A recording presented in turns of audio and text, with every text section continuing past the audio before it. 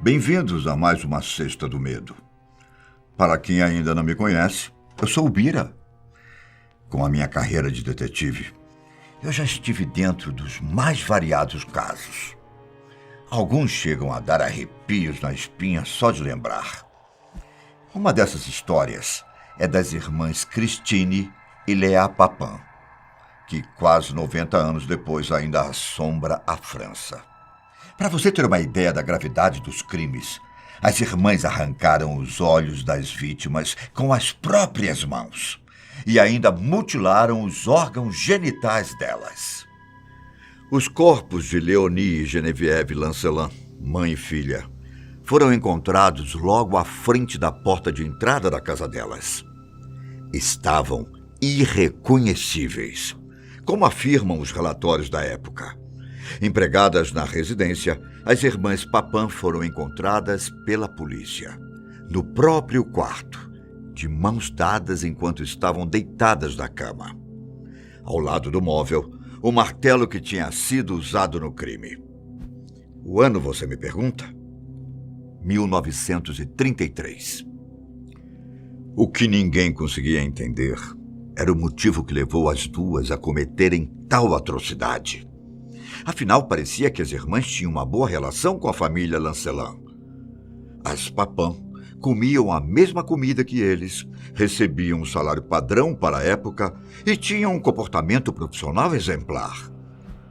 No que eu consegui apurar, algumas casas da classe alta francesa até tinham inveja dos Lancelin por terem empregadas tão competentes.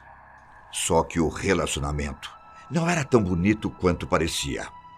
Além de serem pressionadas a fazer os trabalhos diários com perfeição, as duas não trocavam uma palavra com o advogado aposentado René Lancelin, marido de Léonie e pai de Geneviève. E o contexto, um tanto quanto turbulento da vida das irmãs, vinha desde a infância.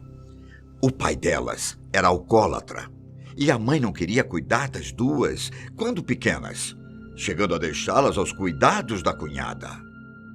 As duas tinham uma irmã mais velha, Emília, que foi levada para um convento de freiras, após ser estuprada pelo próprio pai. Na adolescência, Christine, que nasceu em 1905, e Léa, de 1911, seguiram o mesmo caminho de Emília, indo viver em uma espécie de orfanato religioso, local para serem disciplinadas e, de certo modo, tornarem-se submissas. Eventualmente, elas começariam a trabalhar como empregadas domésticas na cidade de Le Mans. Foi somente em 1926 que Christine e Léa, agora com 21 e 15 anos respectivamente, começaram os trabalhos com os Lancelin. Por mais que o caminho das duas tenha tido várias inconstâncias familiares, elas possuíam um vínculo muito forte entre si. Christine era dita como a mais inteligente e comunicativa. Já Léa possuía uma personalidade mais introvertida, sendo obediente e quieta. De acordo com o psicanalista e psiquiatra Jacques Lacan, que estudou o caso das duas, a relação das irmãs tinha alguns problemas. Após a independência delas, Christine, sendo a mais velha, se viu na posição de assumir o papel de mãe, o que acabou criando um forte laço narcísico, em que as duas tentavam se proteger sempre, e até mesmo partilhar os sentimentos ruins, chegando a tomar as dores uma da outra. Através desse estudo, publicado por Lacan em um artigo, é possível seguir uma linha de raciocínio para a motivação dos assassinatos.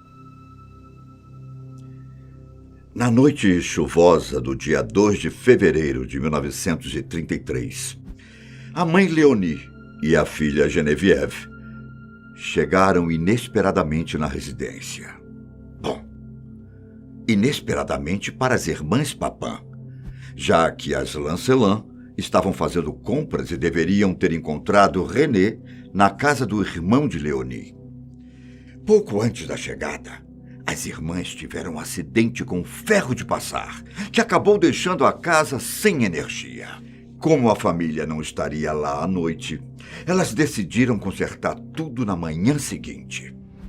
E o inesperado não foi nada bom para as Papin, como você deve imaginar.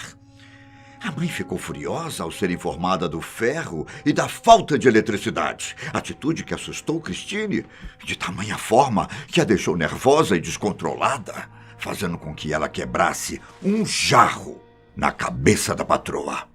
A filha logo tentou defender a mãe e começou a atacar Christine, que se enfureceu ainda mais com a situação, claro, e sentiu-se determinada a agredir mãe e filha. Naquele momento, Léa estava no sótão e, percebendo toda aquela cena, atacou a mãe, sendo incentivada por Christine. As irmãs conseguiram paralisar as Lancelin e começaram a arrancar os olhos delas. Você consegue imaginar a agonia? Além de estarem ardendo com dor, a mãe e a filha se viram totalmente desamparadas naquela situação, sem conseguir se defender e sem entender tudo o que estava acontecendo. As Papin pegaram um martelo, uma faca e uma panela para golpear as Lancelin, até que as duas ficassem em silêncio. Um ato brutal, que, segundo as fotos e os boletins da época, deixaram os rostos da mãe e da filha desfigurados. E não parou por aí. As irmãs levantaram as roupas dos corpos e cortaram as nádegas e coxas das Lancelin, banhando-as com sangue que escorria pelo chão. Uma cena horrível. As Papin limparam todo o sangue que jorrou nelas, fecharam a casa e foram para o quarto, onde acenderam uma vela e aguardaram a chegada das autoridades. Preocupado que a esposa e a filha não foram para o seu encontro, René Lancelin retornou imediatamente para a própria casa, acompanhado de um amigo. A escuridão e as portas trancadas fizeram com que ele suspeitasse que alguma coisa não estava certa. Foi aí que ele decidiu chamar a polícia para invadir a casa e, consequentemente, descobrir a tragédia que acabara de acontecer. Ao alegar legítima defesa, as irmãs confessaram o assassinato quase que imediatamente, quando foram encontradas. Intelectuais da época, como Simone de Beauvoir, Jean-Paul Sartre, caracterizaram o crime como um exemplo de luta de classes. Um reflexo das más condições de vida que viviam as pessoas que trabalhavam como empregados de ricos. Só que isso não foi o suficiente para que as duas saíssem impunes do caso. Mesmo a defesa alegando que as Papin estavam temporariamente insanas justamente no momento do crime, elas foram consideradas sãs e culpadas pelo tribunal. Os advogados chegaram a traçar um histórico familiar para justificar os atos das duas, com um avô predisposto a ataques violentos, um primo que morreu em um asilo e um tio com inclinação à insanidade que cometeu suicídio. Após o julgamento, alguns especialistas em psicologias analisaram os assassinatos e argumentaram que Christine e Léa Papin sofriam de folie à deux, ou loucura a dois em português. Uma síndrome psiquiátrica considerada rara, em que um sinal de psicose acaba sendo transmitido de uma pessoa para outra. Os sintomas incluem mania de perseguição, possibilidade de ouvir vozes e incitação à violência, como autodefesa por conta de ameaças imaginadas. É comum que, em casos de paranoia, uma pessoa concentre a perseguição na figura da mãe, o que pode ter acontecido com a mãe Lancelin. E em situações similares, uma pessoa do par, no caso as irmãs Papin, tem tendências de dominar o outro. Acredita-se que Christine tenha influenciado Léa a atacar as mulheres Lancelin, já que foi Christine quem começou as agressões. Em casos de esquizofrenia, os estudiosos explicam que não é fácil diagnosticar o transtorno em determinados pacientes, pois eles podem não demonstrar sinais, o que também ocorreu com as irmãs. Fato é que os assassinatos cometidos pelas duas atingiram uma popularidade impressionante na época, com pessoas se reunindo em frente ao tribunal para aguardar as sentenças. Independentemente das análises, acabou que Christine Papin foi condenada à morte por guilhotina naquele mesmo ano, considerada a mente por trás dos assassinatos.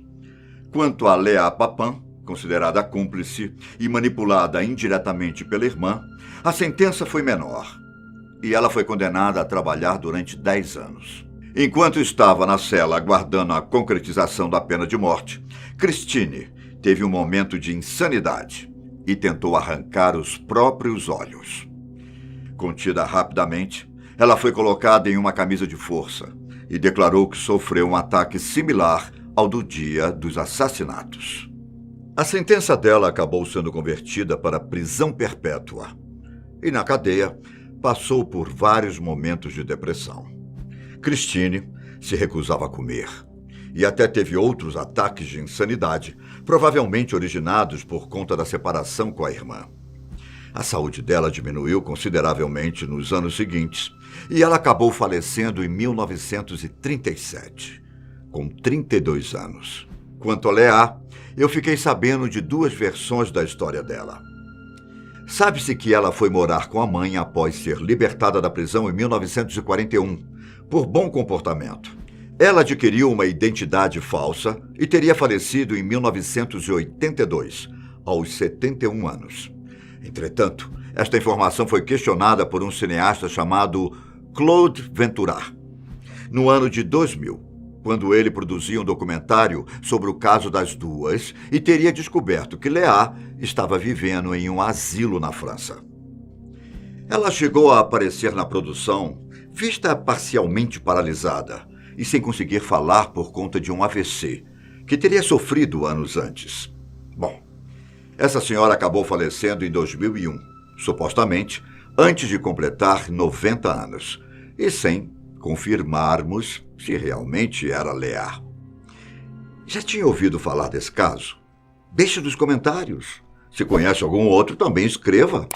E não se esqueça de curtir o vídeo e assinar o canal.